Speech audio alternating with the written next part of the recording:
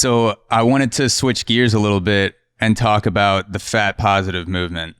And there are a lot of angles that we can take to discuss this type of segment of the conversation. But I wanted to ask you, as a movement specialist, as someone who works with athletes and, regular Joes like myself, the fat positive movement has taken hold in the United States.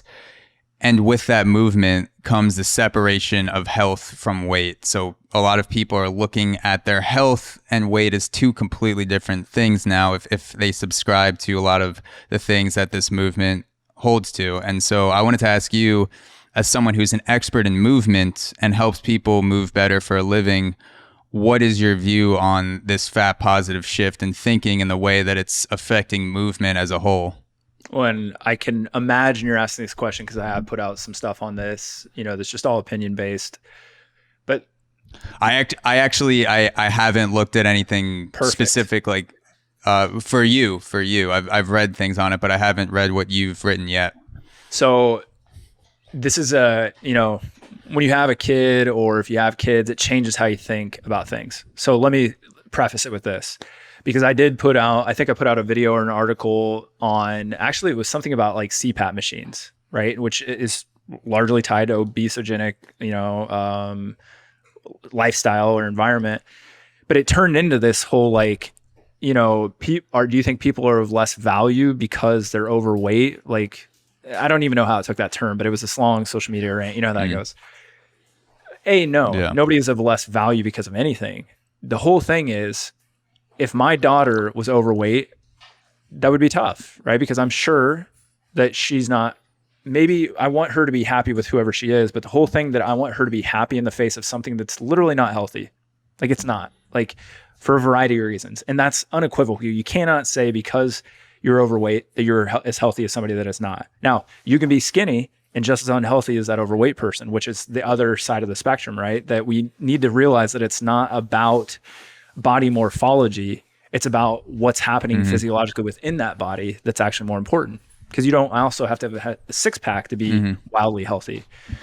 So the whole thing is we don't want to prop up something that's unhealthy with it's okay, which is just the whole politically correct movement, right? Everything's got to be okay because we can't piss anybody off. Well, that's not the way it works because science says otherwise, right? It's the way it goes. So my thing is, I don't want somebody to feel bad about themselves, but guess why most people change? It's an internal motivator. And if it's intrinsically motivating, it's more powerful than me or somebody else, a physician saying, hey, you are unhealthy. These biomarkers are unhealthy. You still have to pick up some internal mechanism that says, this is my motivation. That doesn't mean I feel horrible because I'm overweight. It could be, I want to be 30 pounds lighter to be healthier, to be there when my daughter walks down the aisle, whatever that is. We've heard that old cliche numerous times, right? But my thing is, we prop up a lot of shit that ain't healthy just because we don't want to piss people off or make people feel uncomfortable. Well, let's move away just for a second from the, fat positive movement or whatever we want to, call that, and talk about like mental health disorders and anxiety and suicide in teens. It's not something easy to talk about. And the reasons of why people are anxious and, teen suicide is the number one cause of death of kids 15 to 19 years old worldwide. That's absolutely fucking insane. Right? That's insane. And if we're not willing to have uncomfortable conversations that for some people may surround obesity, being unhealthy, feeling like they can't move and well, what's worth it? Right? There's a lot of other shit that plays into it. I get, but like they're on the same spectrum because we don't touch things because it's non-PC, right? Or it makes people uncomfortable or puts them in a position that they have to realize they are different from other people, that we're not all the same.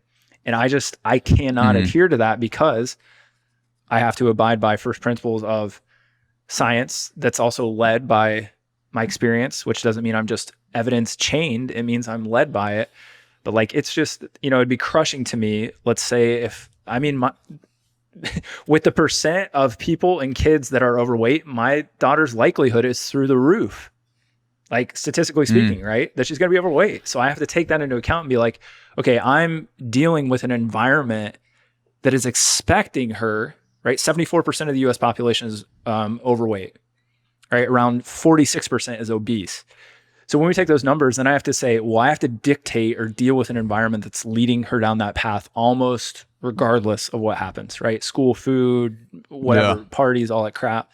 That's a tough pill to swallow, but yeah, I mean, I guess that's my stance is it is not healthy. We need to realize that just because you're unhealthy does not mean you're unhappy. Doesn't have to. If you have cancer, I hope you're not unhappy because you have cancer, right? Like that, it happened, right? It happened. Now, what do you do with that? Yeah, unhealthy doesn't mean unvaluable. You can be, you may become a more valuable person if you lose weight, if it's hindering you from doing the things that you want to do and be with the people you want to be with and,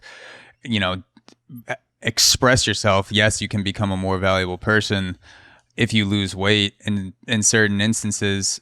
But the way, like, I don't have an expert opinion on this at all because I'm not an expert. I haven't done the research. I did a 2-hour podcast on the obesity epidemic. And, in my unexpert opinion, there's so much research that shows the link between obesity and morbid obesity and all-cause mortality and heart disease. It's just not questionable at this point. But if you take the science out of it, just like for a thought exercise, from a philosophical standpoint, how can you feel better, express yourself, be the most valuable individual to society to achieve your own goals and also help other people? The way I've thought about it is this. If you take a 250 pound person, let's say they're 5'8", a 5'8" female, 250 pounds, they're obese, morbidly obese, very overweight. If you said, okay, I'm going to let you trade in your body for a 150 pound body for 1 week, and you could walk around in this 150 pound body, you could go on dates, you could go hiking, you could have sex, you could, sit, drink coffee, like whatever you want to do. You're not changing anything about yourself, just the weight. You're dropping 100 pounds. And at the end of that week, you can take back your 250 pound body. I don't think there's anyone on this planet that would return their body after experiencing it for a week.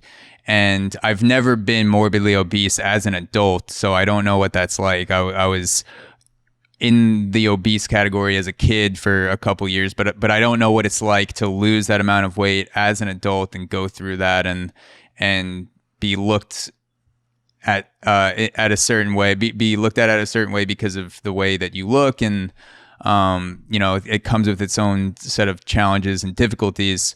But I just from a standpoint of being like feeling good and being someone who has purpose and helping other people, I don't see any situation in which the version 2, the 150 pound person, doesn't enhance all of the things that you're able to do at 250 pounds. Not that you're a bad person at 250 pounds. It's No. just like you want to do all this shit at 250 pounds. Like this will help you do it better. Why wouldn't you want to do that? And there's the hard work that goes into it and exercise and genetics and all this shit.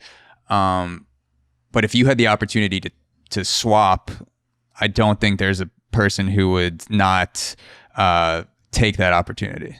And that's a great thought experiment. And the usefulness aspect is huge, right? If you, like, let's say you can't get down on the ground. Let's say you had a 3-year-old and you can't get down on the ground because literally it's so hard to get back up, right? You just can't because you're hurting because of, whatever. Mm-hmm. And you don't even have to be obese for that. Let's say you just have knee pain and you can't get down and play. That's a lot of people's motivator to come into our clinic. You know what? I dealt with it until I couldn't do the things with my kid or my grandkid because we realize what? Even though that may be play, your usefulness as a human is going downhill, and you are starting to realize that. It just had to get to a higher level of interaction, which we're social beings. When it gets to that level, that's where it kind of hits home. Also, that little bit of legacy piece when it's like your kid or your grandkid, you're like, God, that there's a timeline here to this stuff. The other part of that is that I think that's really driving the bus. Like you said, you maybe were overweight as a kid. I kind of hit a little bit of that after the leg injury.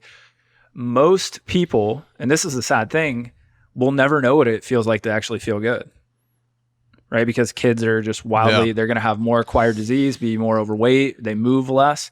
So if you never know what it feels like, you never get the opportunity to, you know, in essence, trade in that 250 pound frame for the 150 because you never knew.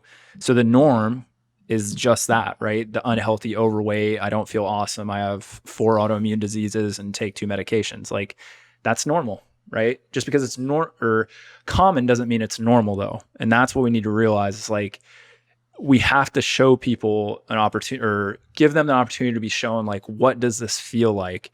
And that's where I'm a huge proponent for like, you know, kids moving early, being involved in sports, doing things that get them active for a variety of reasons. And that stuff is just going away like left and right. It's just being pruned out of our lives. And I mean, that's an environmental dictate that's happening. So that's a much harder fix. Right. And that's the whole premise of the book is let's try to fix it on an individual level since the system is broken.